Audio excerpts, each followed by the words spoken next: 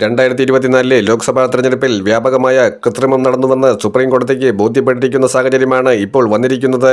ലോക്സഭാ തെരഞ്ഞെടുപ്പിൽ ഒഡീഷയിൽ 6 മണ്ഡലങ്ങളിൽ വൻ ക്രമക്കേട് നടന്നതുമായി ബന്ധപ്പെട്ട തെളിവുകൾ സമർപ്പിക്കാൻ കോൺഗ്രസും ബിജു ജനതാദളും ഇപ്പോൾ സംയുക്തമായി നീക്കം നടത്തുകയാണ്. അതിനോടൊപ്പം തന്നെയാണ് മധ്യപ്രദേശിലെ പ്രധാനപ്പെട്ട 6 ലോക്സഭാ മണ്ഡലങ്ങളിൽ നടന്ന തിരിമറിയുമായി ബന്ധപ്പെട്ട കാര്യം വളരെ വ്യക്തമായി തന്നെ കൈയോടെ പിടികൂടിയിരിക്കുന്നത്. മധ്യപ്രദേശിലെ ഇൻഡോറിൽ കോൺഗ്രസ് സ്ഥാനാർത്ഥി ഉൾവലിഞ്ഞതുൾപ്പെടെയുള്ള സംഭവങ്ങൾ നടന്നു. ഏകപക്ഷീയമായ തെരഞ്ഞെടുപ്പ് നടന്ന 2 പ്രദേശങ്ങളുണ്ട്. ഒന്ന് ഇൻഡോറും മറ്റൊന്ന് ഗുജറാത്തിലെ സൂററ്റുമാണ്. ഇത്തരത്തിൽ BJP പല രീതിയിലും എതിരാളികളെ വിരട്ടിയും അവരെ നാമനിർദ്ദേശ പത്രിക പിൻവലിക്കാൻ ഭീഷണിപ്പെടുത്തിയും ഗുണ്ടായുസം കാണിക്കാൻ ശ്രമിച്ചിട്ടും അതൊന്നും വിലപോയില്ല എന്ന് മാത്രമല്ല, കേവല ഭൂരിപക്ഷത്തിൽ പോലും എത്താൻ കഴിഞ്ഞില്ല എന്നാണ് രാഹുൽ ഗാന്ധി പ്രസ്താവിച്ചിരിക്കുന്നത്.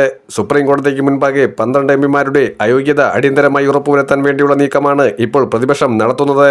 അങ്ങനെ വന്നാൽ 228ലേക്ക് ലോക്സഭയിലെ BJPയുടെ അംഗസംഖ്യ കുറയും. അത് 200ലേക്ക് വീണ്ടും താഴാനുള്ള എല്ലാ സാധ്യതകളും കാണുന്നുണ്ട്. നിയമസഭാ തെരഞ്ഞെടുപ്പ് നടക്കാനിരിക്കുന്ന ബീഹാറിൽ സർവേ പോളുകൾ BJPക്ക് അനുകൂലമെന്ന് പറയുന്ന മീഡിയകൾ യാഥാർത്ഥ്യം എന്താണെന്ന് പോലും മനസ്സിലാക്കുന്നില്ല. RJD കോൺഗ്രസ് സഖ്യം സീറ്റ് വിഭജനം നടത്തുമ്പോൾ ഐക്യജനതാദളും BJPയും അതിന്റെ 7 പോലും എത്തിയിട്ടില്ല എന്നുള്ളതാണ് യാഥാർത്ഥ്യം. അങ്ങനെയുള്ളിടത്ത് എങ്ങനെയാണ് സീറ്റുകളുടെ കൃത്യമായ കണക്ക് വിവരങ്ങൾ അഭിപ്രായ സർവേ ഫലത്തിന്റെ പേരിലെങ്കിലും പുറത്തുവിടാൻ കഴിയുന്നത്? ഇവിടെയാണ് കുത്തിത്തിരിപ്പ് കൃത്യമായി മനസ്സിലാക്കുന്നത്. ലോക്സഭാ തെരഞ്ഞെടുപ്പിൽ നടന്ന കൃത്രിമത്വവുമായി ബന്ധപ്പെട്ട കാര്യത്തിൽ അടിയന്തരമായി സുപ്രീം കോടതി ഒരു വിധി പ്രസ്താവന നടത്തിയാൽ അത് BJPക്ക് വലിയ പ്രഹരമായി മാറും. ജസ്റ്റിസ് BR ഗവായ് വളരെ ജാഗ്രതാപൂർവ്വമാണ് ഓരോ നീക്കവും നടത്തുന്നത്. കാരണം സുപ്രീം കോടതിയിലേക്ക് ഗുജറാത്തിൽ നിന്നുള്ള ഒരു ജഡ്ജിയെ കൂടി അപ്പോയിന്റ് ചെയ്തുകൊണ്ട് BR ഗവായിയെ പ്രതിരോധത്തിലാക്കാൻ വേണ്ടിയുള്ള ശ്രമങ്ങളാണ് ഇപ്പോൾ തുടരുന്നത്. ഭരണഘടനയിൽ അമെൻഡ്മെന്റ് കൊണ്ടുവന്ന് 30 ദിവസത്തിൽ കൂടുതൽ ജയിൽ ശിക്ഷ അനുഭവിച്ചവർക്ക് ആ സ്ഥാനത്ത് തുടരാൻ കഴിയില്ല എന്ന രീതിയിലേക്ക് നിയമം കൊണ്ടുവരികയാണ്.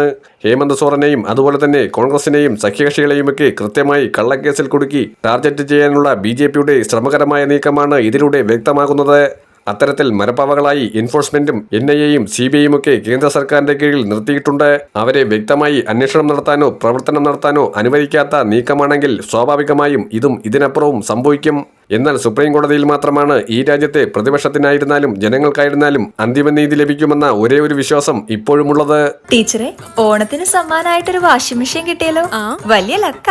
കേരളത്തിൽ ഇപ്പോ വെറും ലക്കല്ല, നന്ദിലക് ജിമാർട്ട് വക്കാലക്ക.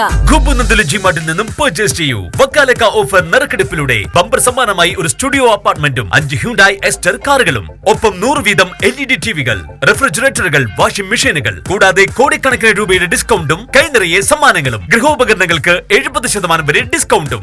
നന്ദിലക് ജിമാർട്ട് കേരളത്തിൽ എല്ലായിടത്തും.